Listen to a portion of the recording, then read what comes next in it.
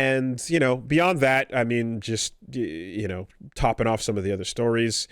Yeah, we are watching as, I think from here on out, every update we get about Highguard is going to just be the slow shutting down of the project. Yeah, a bunch of them. It's crazy. They were just bleeding those devs dry, man. Yep. They had 2 weeks to design narrative characters, and the same lady that designed every character also had to be the head of the microtransaction team.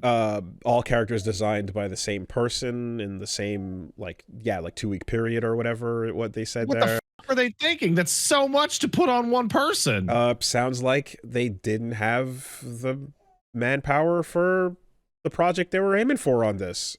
So most of the team let go, kind of like what just happened to 2XKO actually. Just like most of the staff is like, oh, at this point, I saw a post earlier today where it said the website was down. So website's down. Yeah, I think that's slowly gonna be a wrap. And you don't want you want to encourage people to take swings for good ideas that could be cool. And I mean, look, now that we're looking at it in this way, like the Jeff Keighley thing didn't help in any way, shape, or form. Well, I don't know if it did or didn't now, because what? But no, it didn't help, because if they had hit, let's say I don't know what the numbers are, right? But I'm just gonna make these up, right? I saw an article fucking today that was like how Highguard's dealing with a 98.5% drop in player count. Yeah. If the game had just come out and kind of done really bad, at least it wouldn't have had that fucking juju put on it, because that's fucked. So the basic skeletal framework of a new studio trying out a new IP is something that we want to be able to happen in this day and age. In the middle of this crash, we want that to be a possibility. And as a general on the table framework, I am someone who wants that to continue to exist.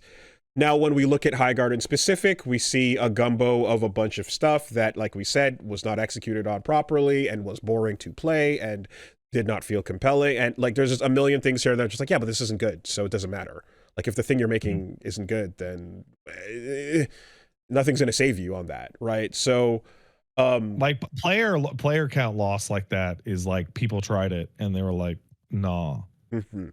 That's the thing, is because I've definitely seen some of the discourse kind of going like, are people being too mean to this game?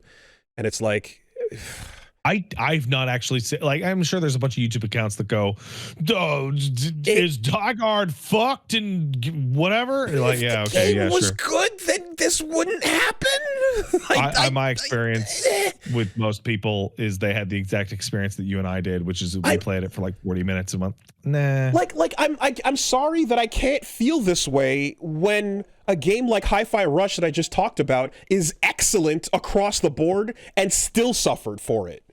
Woolie, do you know who you want your biggest hater to be? Your guy who leaves a negative Steam review with 2,200 hours on the account. Sure.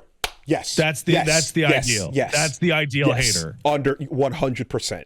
100%. And you're not even there.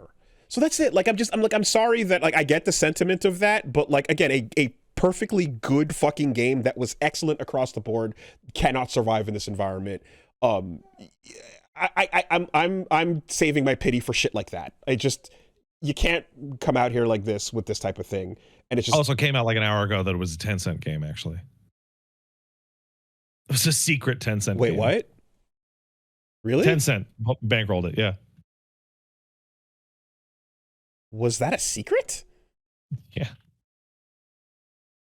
Did they not? No. Why? Why? Why was that secret? It appeared to be. They don't want their name on it. Yeah. Highguard's mysterious funding was reportedly Chinese tech giant Tencent. Yeah. So this makes sense as to why Jeff thought it was going to be the big new thing, because Jeff would have known, right? And so he probably thought the Tencent was going to push it super hard, but actually it's Wuslop. It's secret Wuslop. Secret Wuslop. But wait, hold on.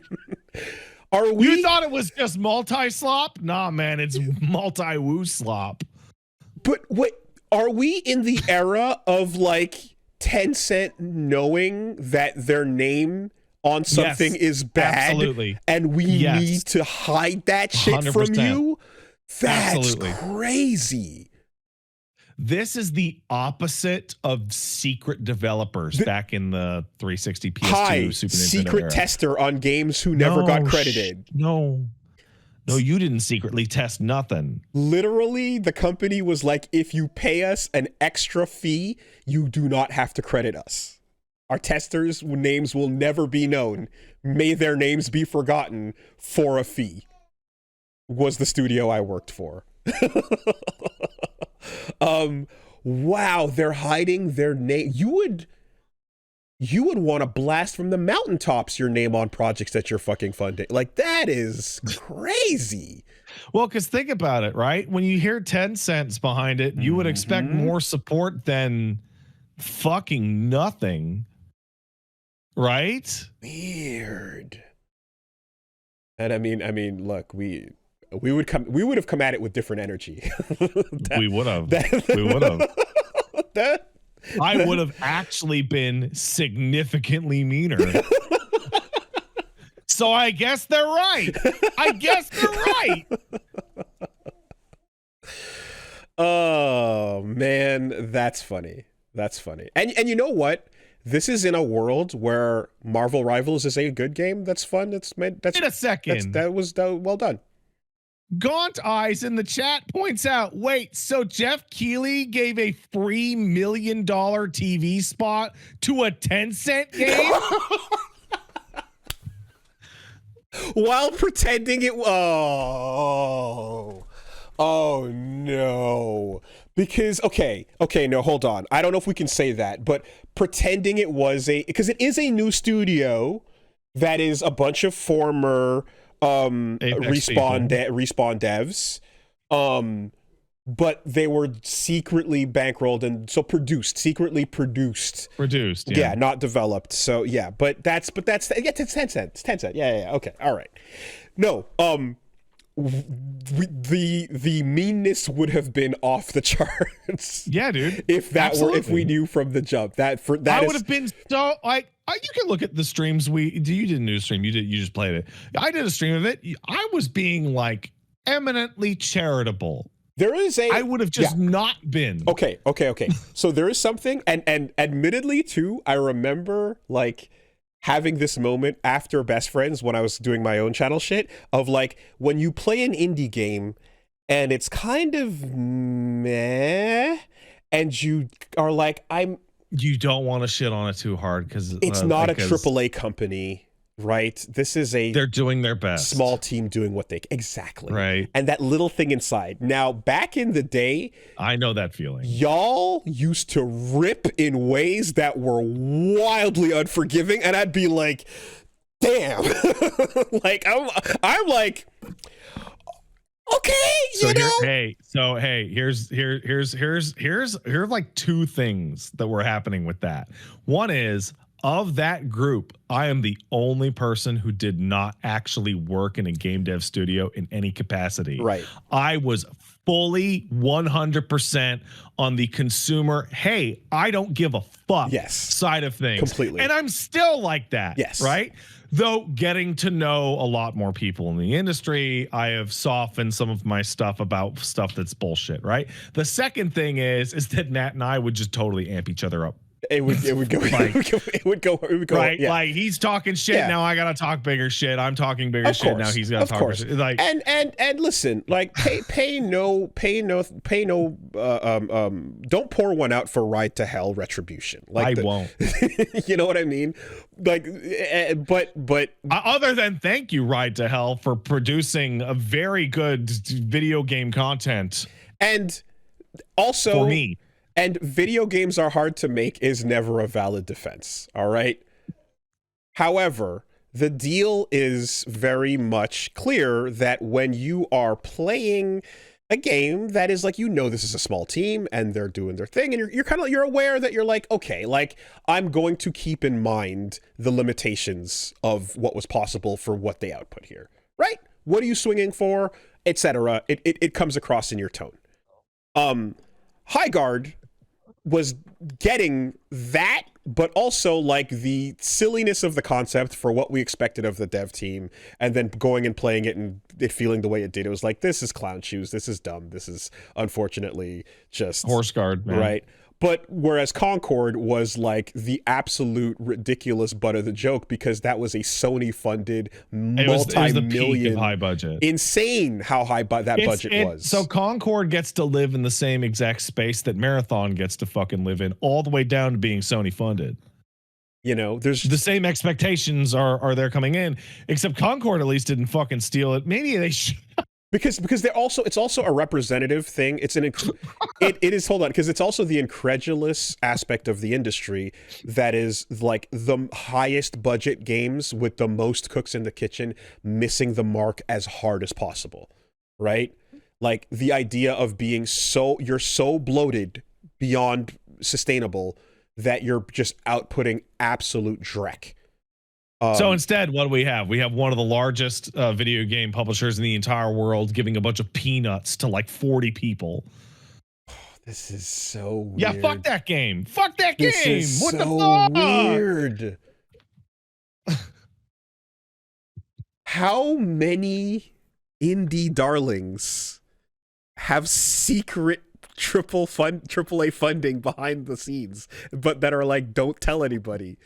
There's a reason why E33 like blew everybody off their feet, and it's like the arguing about indie and all that, because like E33 costs less money to make than fucking Hades 2, right? Which completely fucks up the perception of what things cost in video game dollars, right? Fucks it up.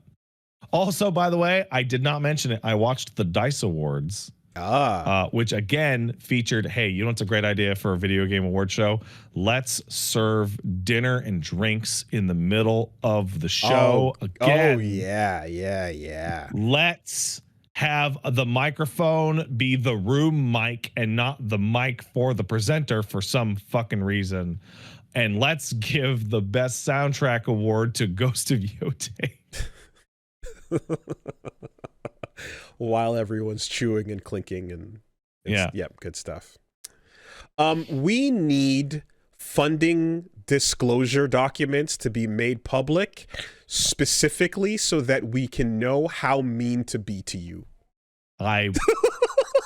We need funding disclosure needs to be public so that we may accurately be as mean as we need to be to the video game. I'll tell you what, I know for a fact I have been fucking super mean.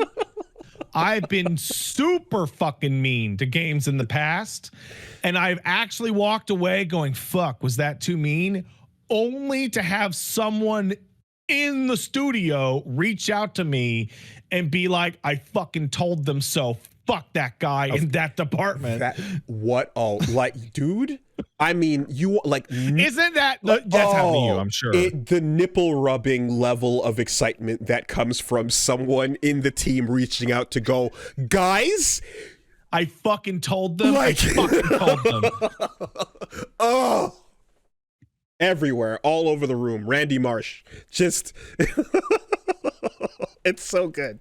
It's happened to me twice. It has happened. And it felt fucking sick. Absolutely. It has happened multiple times. Yes.